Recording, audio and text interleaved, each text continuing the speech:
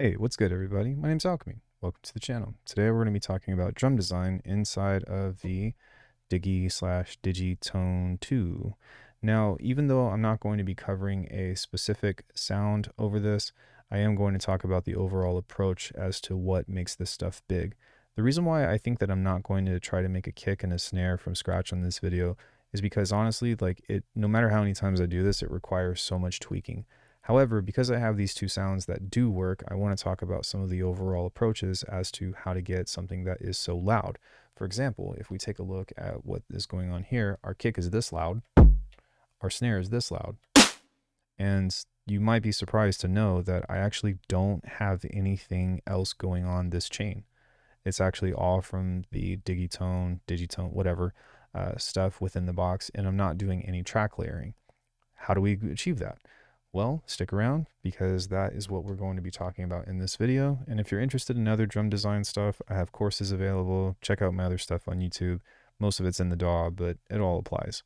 So with that being said, let's talk about how this is so big. For one, check this out. If I turn the compressor off on this to here, listen to how loud this is now. These still sound pretty good. If I were to back off of the master overdrive, check this out. That's very quiet. So some general tips within this before we get started with anything else is that I like to add a little bit of coloring to the master before I do anything else. The other thing is that within the compressor here, whenever you're messing with drums, you kind of want a long attack and a long release. Every compressor that I've ever touched has like operated differently. Sometimes when you want to create heavy transients, you want to use like a really low threshold, or sorry, a really high ratio with a low threshold. The one thing that I will say is pretty universal is that the long attack and the long release is going to help you out quite a bit, as well as driving this. You might want to find a mix between the dry and the wet. So you would be doing your 50-50 style / New York style compression, where you're doing a bit of a blend. But for me, everything is kind of balls to the walls to get the maximum amount of energy through this. And so in order to set up your compression, what you can do is go to the compressor routing. You can just grab the first two tracks, which is the kick and the snare. Everything else can be outside if you want to. But again, this is going to make a huge difference in, in messing with this. And that's kind of just one of the things. What I like about this though is that this is one of the only devices I think, aside from the Digitact, I want to say, that has that much energy to it.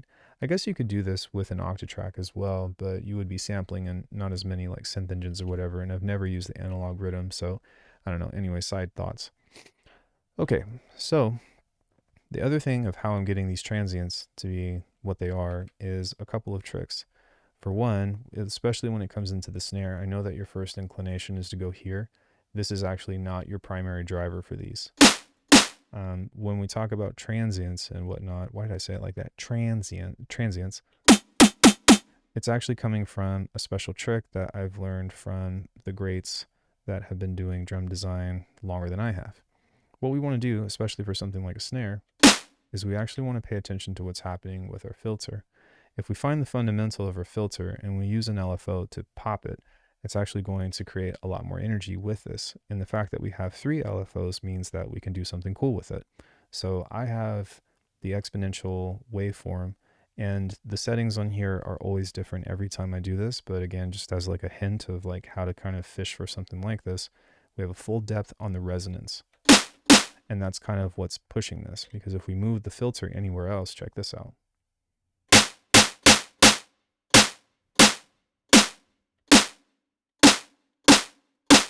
You see how that's kind of helping give it a little bit more of a smack? The same thing is happening with the kick on the low end. So I actually am pushing this up just a little bit, probably around 100 hertz. So it's going both this way and this way. It's going bump. And what this is doing is just giving it that knock.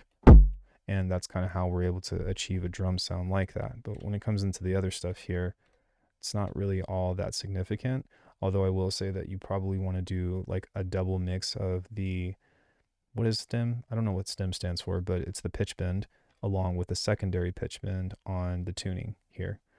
And so really, when it comes into shaping things that hit hard, right, you do want transients, but you don't want them to be too sharp. And so one of the best ways to manipulate that or to balance it out is by utilizing filters in order to attenuate whatever those initial sounds are supposed to be.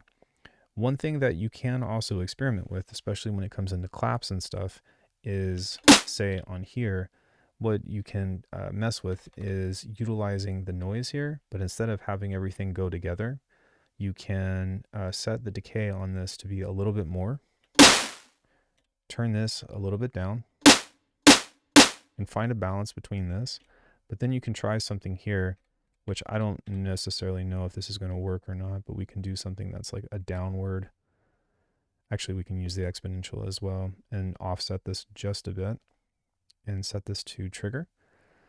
And this is going to go into the noise here to see if we can create a clap, and we want this to be relatively fast. So we'll go to noise level, kind of like so.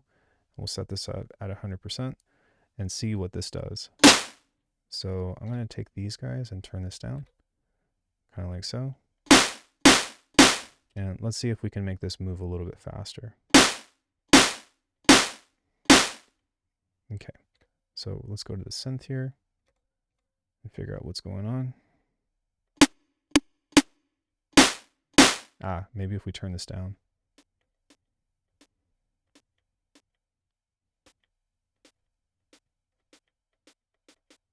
I can hear it now. It's a little quiet, so. Synth level, transient level, we want just the noise level on this. Sorry. There we go.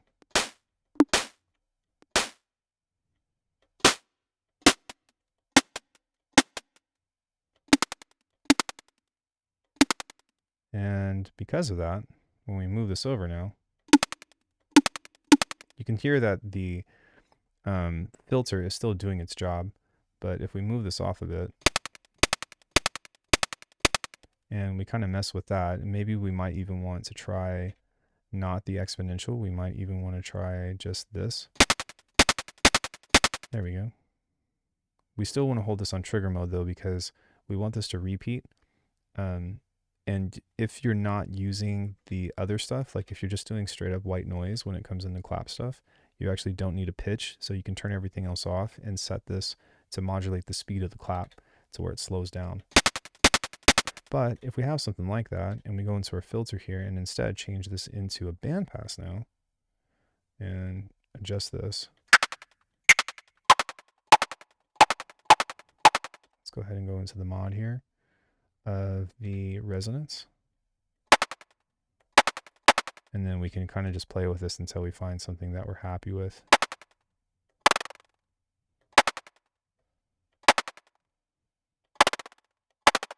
Now we can go to the amp.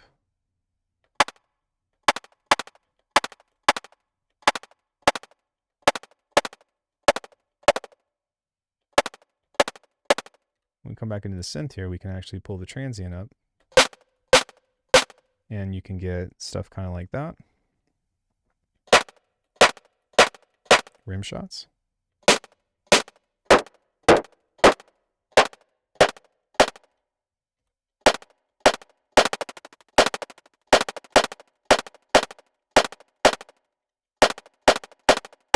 And the other thing that you can also do is that with these, along with the FM here, you can actually create noise out of this if you have the right algorithm, which I don't necessarily know how to do it offhand, so I'm not going to fish for it.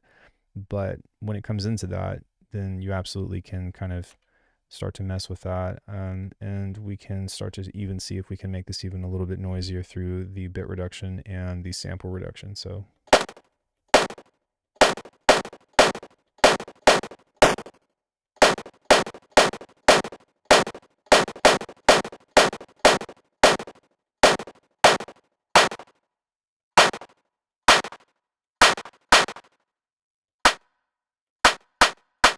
there we go. And so with this, something else that you can consider is, yeah, there's actually a lot of different things that you can do. So let's say I wanted to actually put a clap down. This is the most unelegant way to do this, but what you can do is actually offset this kind of like so. And then we can navigate this and move this off. Boom. Oops. Sure.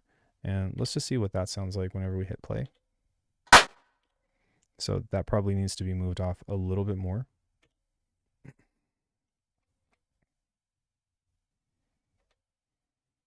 Let's just like make it really dramatic.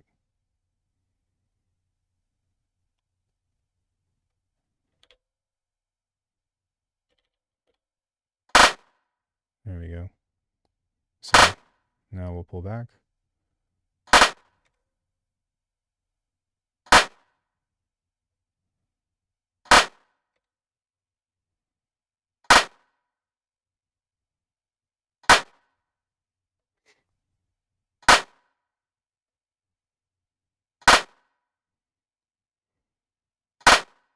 And you can even do automation here to where you can do something like this.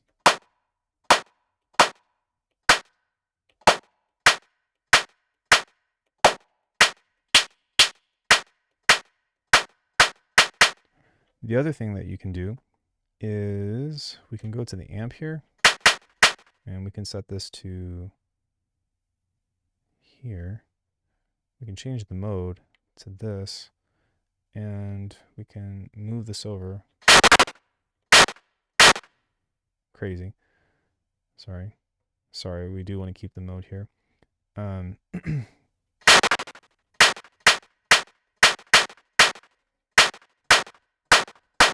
But we can go into the setup and then we can go into the track layering and go yes, go 2 to 3, and then on 3, right, we can go into this and then we can go load.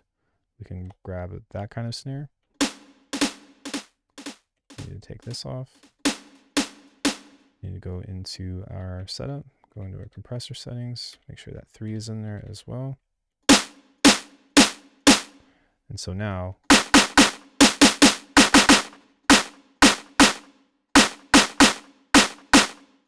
you can kind of set something up like that to where you're starting to layer more sounds together without having to do too much crazy stuff.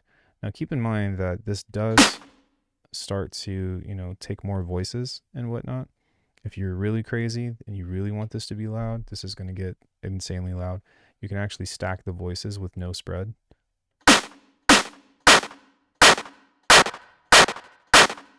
Kind of takes away from the interest of that, to be honest. But maybe if you didn't have so much distortion and you used a synth kind of layering to where you had more stuff over itself, that would actually just increase the amplitude overall.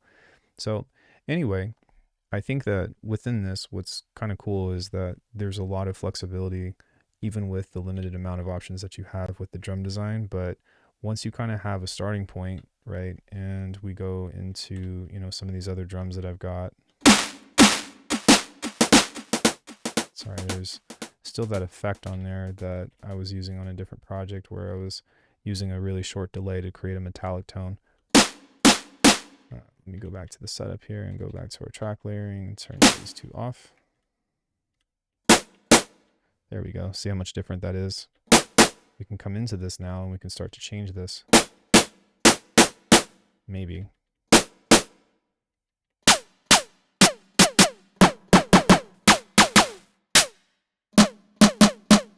Sounds pretty good.